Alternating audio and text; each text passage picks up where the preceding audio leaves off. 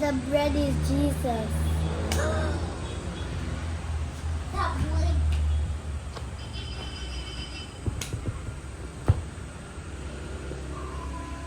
So what did you do today? We ate breakfast. And what do you want to do today? All day. Go outside. Huh? Go outside. Go outside and Play. play. How about you, David? What do you want to do today?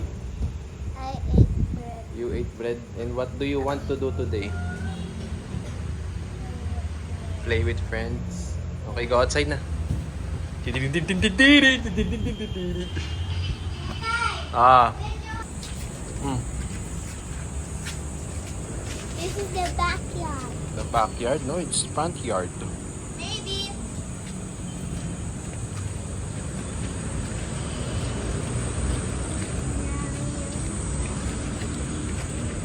Sometimes I walk back. Hmm? Sometimes I walk.